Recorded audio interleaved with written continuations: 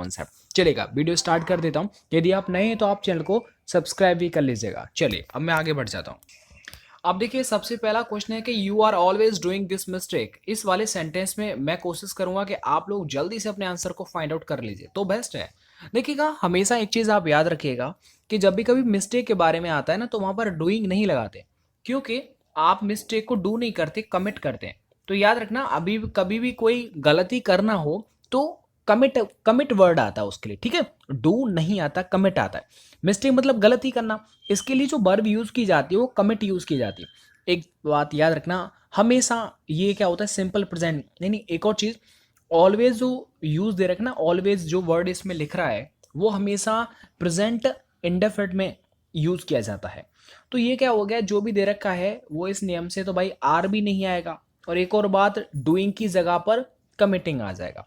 तो ये चीज अच्छा है, प्रेजेंट इंडेफिनिट में तो कमिट आ जाएगा। तो यू होना चाहिए,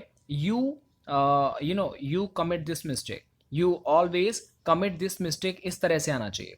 बस दो चीज आप याद रखें, मिस्टेक आ जाए तो आपको डू नहीं लगाना, कमिट लगाना है।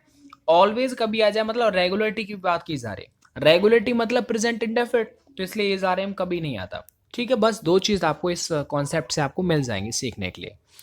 सेकंड वाला क्वेश्चन है कि he has a large family to care. इस सेंटेंस में क्या गलती आपको लगता है? देखिए, ये आप समझिएगा कि कभी भी केयर से पहले आपको पता है वर्ब के रूप में क्या लिखा जाता है, टेक केयर। एक पूरा एक फ्रेजल वर्ब होता है, केयर खाली नहीं होता, टेक केयर कहते हैं, टेक केयर। तो ये क्या होता है कि मतलब he has a large family to take care, यानी उसके पास पूरी फैमिली है जो कि उसकी देखभाल करने के लिए। तो याद रखना कि केयर के पहले टेक का यूज होगा। जैसे मैंने बताया कि अगर कभी मिस्टेक आएगा तो या तो मेक अ मिस्टेक होता है ना, मेड अ मिस्टेक होता है, या फिर कमिट अ मिस्टेक होता है। वो according to based of meaning, उसका मीनिंग क्या दे रखा है। तो बेसिकली डू तो नहीं आएगा मिस्टेक के लिए, ये चीज समझ में आ गया हो। दूसरे वाले कॉन्सेप्ट में आपको ये समझ में आ गया होगा कि जब भी कभी वर्ब के रूप में यूज करना है तो केयर वर्ब के रूप में यूज नहीं होगा, टेक केयर पूरा लिखना पड़ेगा। ठीक है, तो यहाँ पर जो लास्ट में टू केयर लिख रहा है उस जगह टू टेक केयर होना चाहिए, मतलब टेक होना ही चाहिए। चलेगा, याद रखना ऑलवेज होता है प्रेजेंट इंडेफिनिट में आता है। आगे देखिए, these poisonous gases will effect our health. इस वाले सेंटेंस में ज़्यादा आपके गलती के आसार मुझे नहीं लगते हैं, आपको समझ में आ जाएगा। कि देखिएगा ये जो लिख रहा है ना, इस सेल बिल के बाद बर्फ की फर्स्ट फॉर्म आती है, बोलो तो बर्फ आना चाहिए। जबकि ये जो अफेक्ट लिखा हुआ है ना, इफेक्ट, ये एक नाउन है, जबकि सेल बिल के बाद तो बर्फ आती है। तो इसकी बर्फ होता है जिसमें ए लगा होता है, क्या लगा रहता है, ए, मतलब AFFECT। ये चीज याद रखो, सेल बिल के बाद आती है बर्फ, ना के नाउन। इसलिए ये तो ए वाले ये जो लिख रहे हैं ना, इफेक्ट, ये अफेक्ट, तो इन दोनों में आप फर्क समझिए, ये वर्ब है, ये नाउन है। सेल बिल के बाद क्या था, बर्ब, तो इसका मतलब ये वाली फॉर्म आएगी। चलेगा, ज़्यादा कॉन्सेप्ट डीपली नहीं था, ये बहुत सिंपल था। इन चीज़ों को आपको समझना पड़ेगा। ठीक है, मॉडल वर्ब के बाद जाहिर सी बात है वर्ब आएगा, मेन वर्ब का यूज होगा। ठीक है, चलेगा, आगे बढ़ जाते हैं। आगे एक और क्वेश्चन है आपका कि the only Indian to win the Nobel prize for the literature was Rabindranath Tagore. इस वाले सेंटेंस में क्या कोई गलती नजर आ रही है? सर देखिएगा, मैं आपको बता दूं कि यहाँ पर बी वाले पार्ट में एरर है। पहले समझिएगा, यहाँ पर देखो दा नहीं आना चाहिए, नोबल, सॉरी, ये जो लिख रहा है ना, सॉरी वो तो आएगा कि नोबेल प्राइज है। लिटरेचर से पहले दा का यूज नहीं होना चाहिए। ऐसा क्यों बोला? लिटरेचर का मतलब क्या होता है, साहित्य एक विषय होता है, एक सब्जेक्ट होता है, और किसी भी सब्जेक्ट के नाम से पहले डेफिनेट आर्टिकल मतलब दा का यूज नहीं होता है। तो इसलिए literature, mathematics, science, physics, chemistry, ये सब क्या सब्जेक्ट है, तो इससे पहले आपको दा का यूज नहीं करना होता है। तो इस वाले कॉन्सेप्ट से आपको एक चीज ध्यान में रख लेनी है कि कभी भी सब्जेक्ट आ जाए तो ज्यादातर मतलब सब्जेक्ट से पहले, एक्सेप्शनल तो रहते हैं कहीं ना कहीं, तो मतलब दा का यूज नहीं करना होता है। आगे बढ़ते हैं। After his illness the patient was sick with life. अब इस सेंटेंस में आपको थोड़ा समझना है कि देखिए, इसमें क्या है कि ये विद नहीं आना चाहिए। ऐसा क्यों बोला? इसकी जगह पर ऑफ आना चाहिए। समझ, देखो इनको आप समझते जाइएगा। ये क्या हो जाएगा, सिक ऑफ लाइफ। ये क्या होता है, देखो सिक ऑफ लाइफ, हमें पता है कि सिक के बाद ऑफ का यूज होता है, विद का यूज नहीं होता। तो ये चीजें थोड़ा सा जब आप ध्यान में रखेंगे, क्योंकि सिक ऑफ कोई चीज लिख रहा है, मतलब sick of something, sick of life, sick of something का मतलब, इसका मतलब जो यूज किया जाता है, या यूं समझे कि ऐसे समझ लीजिए आप, क्लियर हो जाएगा कि सिक के बाद आपको ऑफ यूज करना है, विद का यूज नहीं करना है। तो बस ये वाला कॉन्सेप्ट आपको समझ में लेना है पूरी अच्छी तरह से। अब मैं आपको एक बार सबका रिवीजन करवा देता हूं जो जो मैंने आपको बताया। देखो याद रखना, ऑलवेज जो होता है वो प्रेजेंट इंडेफिनिट में आता है। तो प्रेजेंट इंडेफिनिट में आता है, पहली बात तो ये है कि इसमें इज आर एम नहीं आएगा। दूसरी बात, जब प्रेजेंट इंडेफिनिट में होगा तो डूइंग भी नहीं आएगा। हमने एक चीज सीखी कि ऑलवेज प्रेजेंट इंडेफिनिट में आएगा। मिस्टेक के लिए आप कमिट लगाइए, कमिट दिस मिस्टेक, तो कमिट यहां पर हो जाएगा। तो present indefinite, you commit this mistake. आगे मैंने सीखा था कि टू केयर नहीं होना चाहिए, क्योंकि टू के बाद आपको पता है इन्फिनेटिव में क्या होता है कि टू के बाद वर्ब आती, तो वर्ब आएगा तो पूरा फ्रेजल वर्ब होता है, केयर नहीं होता, टेक केयर होता है पूरा फ्रेजल वर्ब।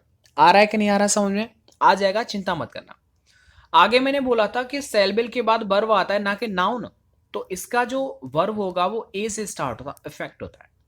आगे मैंने समझाया था आपको कि लिटरेचर एक सब्जेक्ट का नाम है और सब्जेक्ट के नाम से पहले दा नहीं लगाते, ये खत्म।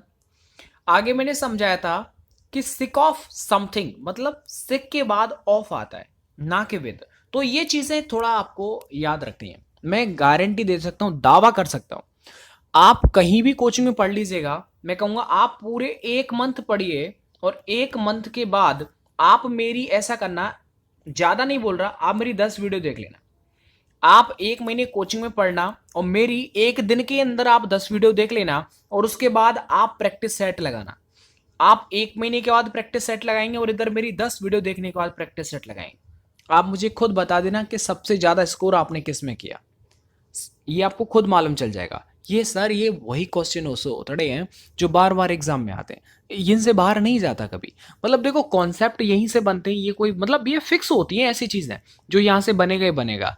तो ऐसे कॉन्सेप्ट मैंने यार 1000 वीडियोस दे चुका हूँ आपके लिए। आपको, मुझे नहीं लगता ज्यादा आपको पढ़ने की जरूरत है, बस इन्हीं को आप कंटिन्यू कर लो कि हाँ मुझे ये वाली प्लेलिस्ट मतलब जितनी भी है 80-90 वीडियो मतलब पूरा पेल के रख देना है मेरे को। जब आप, मैं कह रहा हूँ कि यदि आप 5 भी देख लेंगे ना, तो 5 के बाद आपका जो भी आप प्रैक्टिस सेट लगाएंगे उसमें आप बेस्ट स्कोर करेंगे। आगे बढ़ जाता हूँ। आगे आपको सिनोनियम बताना है। देखो डिलीजेंट, ऐसा लग रहा है दिल्ली वालों की बात की जा रही है, और आप सबको पता होगा कि भाई दिल्ली वाले तो बहुत मेहनती होते हैं, हार्ड वर्किंग होते हैं, तो ये हो जाएगा हार्ड वर्किंग, इसका राइट आंसर हो जाएगा। आगे देखो टेम्पेस्ट मतलब ड्रामा, टेम्पटेशन, टेम्परेचर, स्टॉर्म। अब देखो टेम्पेस्ट का मतलब क्या होता है, ये भी स्पेलिंग सेम है, मतलब कहीं देख लो यही आएंगी। टेम्पेस्ट का मतलब होता है स्टॉर्म, मतलब तूफान, तो हो जाएगा स्टॉर्म हो जाएगा, मतलब डी वाला यहाँ पर एकदम एग्जैक्ट आंसर हो जाएगा। आगे देखो इंस्टेंट मतलब इंस्टेंटली, मतलब इमीडिएटली, तो इमीडिएटली इसका एग्जैक्ट मीनिंग हो जाएगा। देखो कांस्टेंट का मतलब होता है कि जो चीज एक स्थिर हो। कांस्टेंट वैल्यू लिखते हैं नहीं लिखते हैं, तो कांस्टेंट का मतलब स्थिर है, स्थायी है। डिस्टेंट का मतलब कोई चीज दूर है। सडन का मतलब अचानक, ये होता है। ठीक है ना, आ रहा है ना ये? अच्छा एक और इसमें टेम्पटेशन, ये एक नया वर्ड लग रहा है मुझे आपके लिए। टेम्पटेशन का मतलब होता है कोई लालच वगैरह, किसी को रिश्वत वगैरह देना, ये क्या हो गया?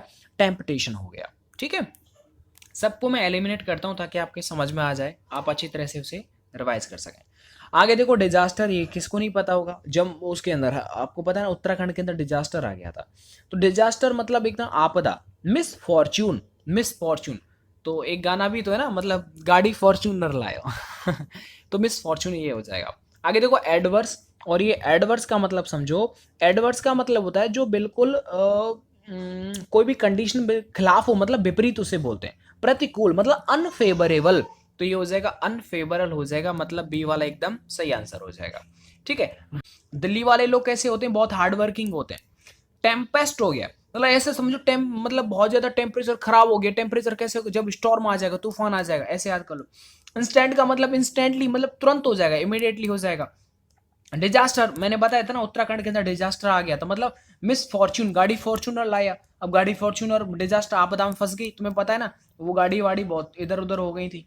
एडवर्स, एडवर्स का मतलब हो जाए बिल्कुल उल्टा, विपरीत। आपको ना एडवर्स, एडवर्स आपने फिजिक्स में सुना होगा ना, तो एडवर्स ये हो जाएगा। तो एडवर्स का मतलब हो गया अनफेवरेबल, जो आपके फेवर में ही नहीं हो। एक है अनइक्वल। अच्छा देखो ये थोड़ा अलग स्पेलिंग्स है। अनइक्वल का मतलब जो इक्वल नहीं हो मतलब समान नहीं हो। अनवांटेड जिसे आप नहीं चाहते हो। अनड्यू, अनड्यू का मतलब होता है अनुचित, तो ये हो जाएगा अनुचित, इसका मतलब फिक्स आंसर हो जाएगा बी वाला। चलो ठीक है। इसके बाद ये 2-3 और हैं, इनको और बताते हैं। चलो ये देखो, अब इसका उल्टा बताना आपको। कॉन्ट्राडिक्शन, देखो कॉन्ट्राडिक्शन का मतलब होता है कि एक तरह से विरोधाभास। उल्टा क्या हो जाएगा, एग्रीमेंट, तो ये अग्रीमेंट हो जाएगा, मतलब ए वाला, इसका डी वाला एकदम सही आंसर हो जाएगा। ठीक है। आगे देखो, रैलिन कुश, देखो समझो, रैलिन कुश का मतलब होता है कि छोड़ देना, त्याग देना, तो ये इसका उल्टा क्या होगा, रिटेन करना, मतलब बनाए रखना किसी चीज को दोबारा से प्राप्त, रिटेन हो जाएगा, तो हो जाएगा रिटेन, इसका उल्टा हो जाएगा। आगे देखो, अनप्रिडिक्टेबल, अनप्रिडिक्टेबल का मतलब होता है जिसका अनुमान ही नहीं लगाया जा सकता, तो उल्टा क्या हो जाएगा, मतलब उल्टा हो जाएगा डिपेंडेबल, तो ये डिपेंडेबल यहाँ पर एग्जैक्ट आंसर इसका हो जाएगा। बाकी और भी दे रखी है वो कोई मतलब नहीं है। देखो लॉडेबल, लॉडेबल समझ लीजिए क्या होता है कि लॉडेबल का मतलब होता है जिसकी एक तरह से अप्लॉज, प्रशंसा किया, प्रशंसा के योग्य हो, है ना। एक होता है कंप्लेंट, कंप्लेंट का मतलब स्वीकार करने योग्य कोई भी चीज होता है, कंप्लाइंट, सॉरी। एक होता है इसमें नेचर, नेचर का मतलब किसी की प्रकृति या फिर स्वभाव होता है। आगे देखो स्टर्न, ये अच्छा है, कई बार रिपीट मैंने देख लिया है। STERN, देखो स्टर्न का मतलब जब बहुत ज्यादा कठोर होता है कुछ, और उल्टा क्या हो जाएगा, लीनियंट। जैसे एक टीचर होते हैं ना एक कॉलेज के अंदर, स्कूल के अंदर, तो वो क्या होता है, एक तो मतलब डंडेबाज होते हैं, मतलब वो पिटाई लगाएंगे लगाएंगे, ठीक है, और एक होते हैं स्टर्न टाइप के, ठीक है ना। चलो यार, मतलब पिटाई लगाएंगे वो स्टर्न वाले, लीनेंट होते हैं बोले वाले। कोई बात नहीं बेटा, अगर याद नहीं है तो ऐसे। आगे देखो सस्पिशन, आगे समझिए, सस्पिशन का मतलब होता है शक, इसका उल्टा क्या हो जाएगा, ट्रस्ट, तो ये हो जाएगा ट्रस्ट। तो दोस्तों मैंने आपको बहुत जल्दी जल्दी बहुत सारी चीजें बता दी हैं, एक बार दोबारा से रिवीजन करवा दूंगा नेक्स्ट वीडियो में। अगर